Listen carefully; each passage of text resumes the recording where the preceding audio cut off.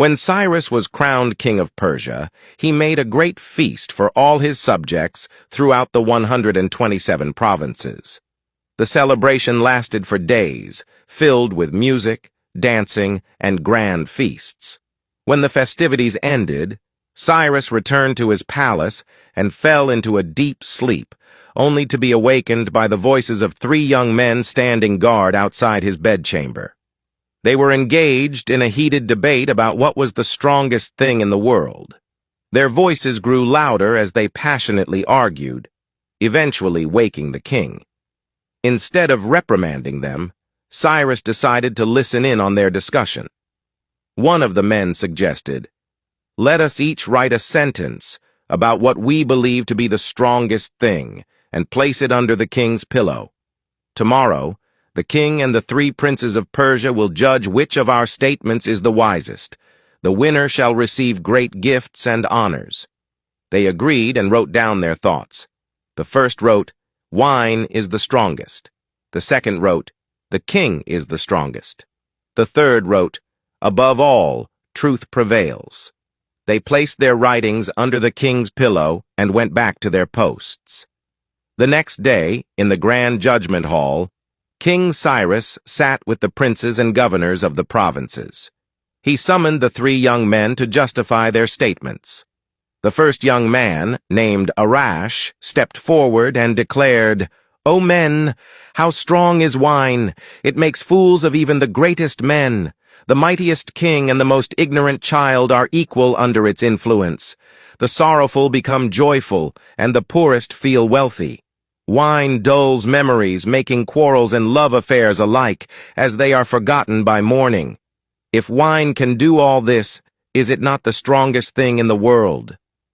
Next, the second young man, named Farhad, defended his belief that the king was the strongest.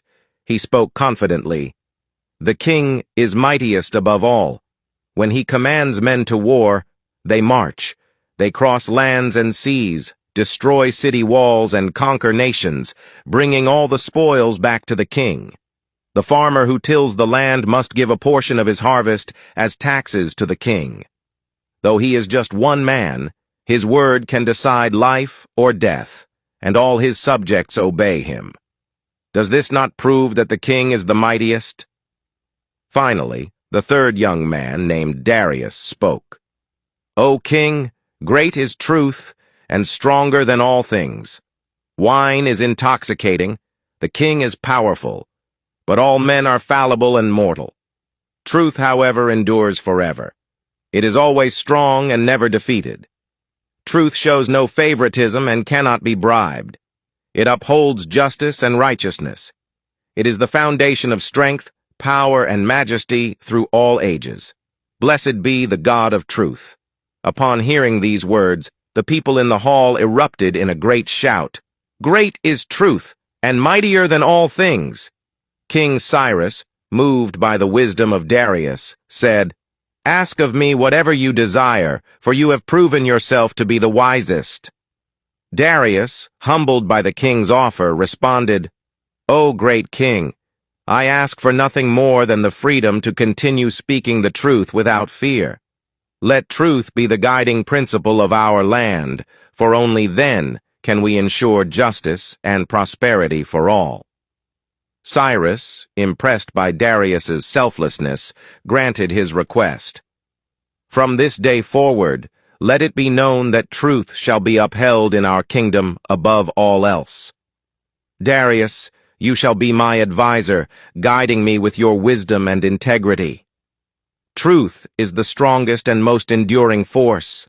It transcends power and influence, guiding us towards justice and righteousness. Upholding truth brings lasting prosperity and harmony, while deceit and falsehood lead to downfall." If you find value in this story, please like, share, comment below, and follow for more meaningful tales.